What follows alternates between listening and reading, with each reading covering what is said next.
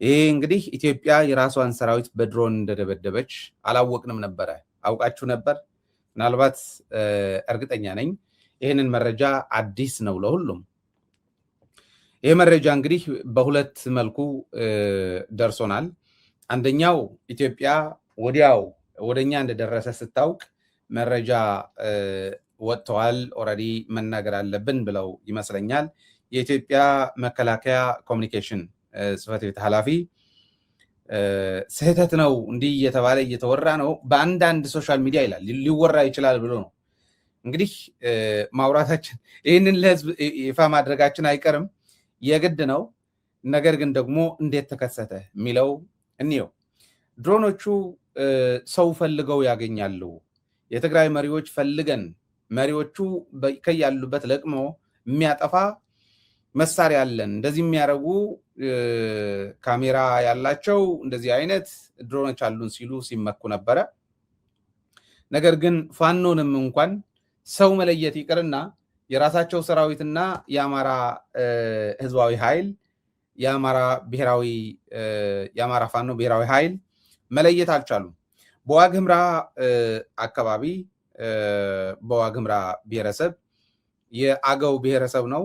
በዚህ አካባቢ ኢትዮጵያ የራሷን ሰራዊትና የአካባቢው ሚሊሻ በተሰበሰበበት በድሮን እንደ ጨፈጨፈች መረጃው ደርሶናል።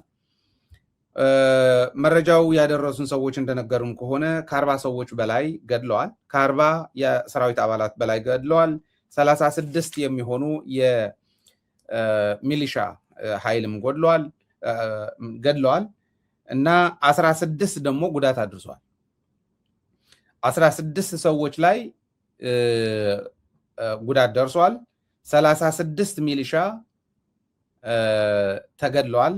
40 የሰራዊት አባላት ተገድለዋል። እንግዲህ በአጠቃላይ 76 ሞተዋል፣ 16 ቆስሏል ነው። እንግዲህ እዛ ውስጥ የነበረው ሁሉ ከጥቂት ሰዎች በስተቀር ሁሉም ጉዳት ደርሶታል ማለት ነው። ኢትዮጵያ ያ ሁሉ ትምክህት ያ ሁሉ ፉከራ ለምንድን ነበር ታዲያ ተብላ ተጠይቃ እንደሆነ የምትመልሰው ይታየኛል። ማለት ይሄ አሁን አለምሸት ደግፌ የሚመራቸው ሰዎች እዛ አካባቢ ትርምስ እየፈጠሩ ያሉ የሰራዊት አባላት አሉ፣ አመራሮች አሉ፣ የአማራ ተወላጆች ነው። እንግዲህ አገው አማራ ነህ ይሉታል፣ እሱ ክልል ነኝ ነው የሚለው። ግን አማራ ነህ እንኳን የሚሉት ከሆነ የአማራ ተወላጆች እና አለምሸት ደግፌ ያሉበት ይሄ ወጣት እንኳን አይደለም ከሰራዊቱ ደህና የሆነ የኮሚኒኬሽን ጽሕፈት ቤት ኃላፊው አሁን እያወሩት ያለው እና አለምሸት ደግፌ በሰበሰቡት ስብሰባ ነው የተጋለጠው። ይሄ በስብሰባ ላይ ነው የታወቀው። ይሄንን መረጃም የደረሰን ከራሳቸው ከሰራዊት አባላት ነው። 40 የሰራዊት አባሎቻችን አንድ ኃይል ማለት ነው። አንድ ኃይል ሙሉ ነው የደመሰሰው። አንድ ኃይል ሙሉ የሚሊሻ አባላትም ተደምስሷል ማለት ነው። አጠቃላይ ስንደምራቸው ሁለት ኃይል ከሁለትም ኃይል በላይ ናቸው ስናያቸው ማለት ነው። እና አሁን ይህንን መረጃ ከደረሰን በኋላ ደግሞ መረጃው እንደደረሰን አውቋል መሰለኝ ወጥተው እንዲህ እየተባለ እየተነገረ ነው እየተወራ ነው። ነገር ግን ከወሬ ያለፈ ነገር የለውም፣ እውነታ የለውም አለና ሚሊሻስ ወይ አልሞተም፣ ሚሊሻስ አልሞተም ወይ ተብሎ ተጠይቀዋል። ሚሊሻስ አልሞቱም ወይ ሚሊሻስ አልተገደሉም ወይ ተብሎ ሲጠየቅ ግን ሚሊሻ እንኳን ተጎድተዋል አለ። ምናልባት የድሮን ጭፍጨፋው እንደደረሰ አምነዋል። የሰራዊት አባላት እንደነበሩ እዛ እናውቃለን። ሚሊሻ ብቻ እየለቀመች ነበረ እያጠፋችው ብለን ብንጠይቀው መልስ እንደሌለው እርግጠኛ ነኝ። ለማንኛውም የኢትዮጵያ ሰራዊት እና የዋግና የአካባቢዋ ሚሊሻ የተጨፈጨፉበት እንደሆነ ከራሳቸው ከሰራዊት አባላት የነገሩን መረጃ ነው። ይህንን እያስተላለፍኩ ያለሁት ማለት ነው። ይሄ ፋኖ ላይ እየደሰኮሩት ያለው ዲስኩር ፋኖ አማጺው ኃይል ጽንፈኛው ኃይል ጥሪው የጽንፈኛው ኃይል አባላት የነበሩት ጥሪያችን ሰምተው ተቀብለው መጥቷል ብለው መሳሪያ እየተቀበሉ የድሮ መሳሪያ ቁመ ጠብቀኝ መሳሪያ ይኸውና ያስረከቡን መሳሪያ ብለው አስጥተው አሳይተውናል። በተለያዩ ፔጆች እያሰራጩት ነው።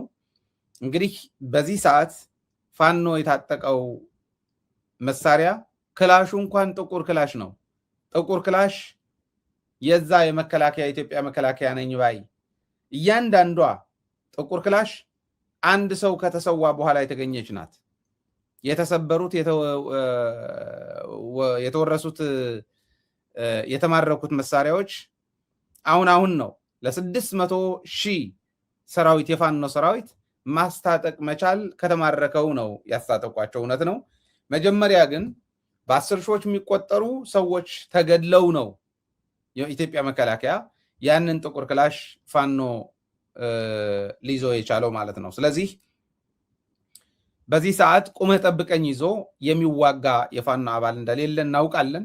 ለምንድን ነው ይህንን እያለ ያለው ያላችሁ እንደሆነ ግን የፕሮፓጋንዳ ሚስጥር የሚያውቅ ሰው የኢትዮጵያ መንግስት ቅጥረኞች ሆነው በማህበራዊ ሚዲያ እያሰራጩት ያለው መረጃ ሆነ የኢትዮጵያ መንግስት ሚዲያዎች ናቸው የሚባሉት እያሰራጩት ያለው ውሸት በቀላሉ መረዳት ይችላል ማለት ነው።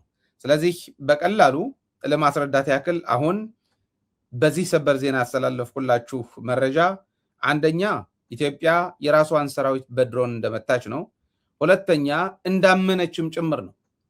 አምናለችም። ምክንያቱም በድሮን ተመቷል ሚሊሻ ካለች ሚሊሻው ከፋኖ ሆኖ ካልሆነ በስተቀር መከላከያ የሰበሰበው ሚሊሻ በድሮን ተመታ ማለት የራሷ ሰራዊት አይደለም ወይ?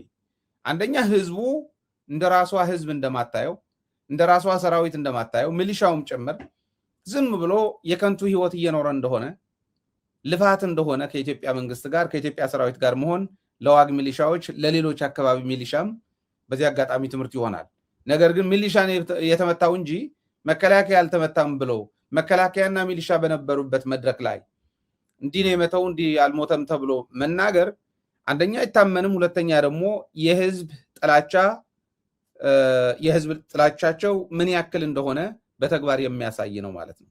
አንድ ላይ ነበሩ የሞቱት 40 የሰራዊት አባላትና 36 የሚሊሻ አባላት ናቸው። 16 ደግሞ ቆስለዋል። እውነታው ይሄው ነው። ከዚህ ውጭ ቢደሰኩሩ ለትዝብት ይጥላቸው እንደሆነ እንጂ እውነታውን መሸፈን አይችሉም። ይኸው በዚህ መልኩ እያስተላለፍነው ነው ያለነው ማለት ነው።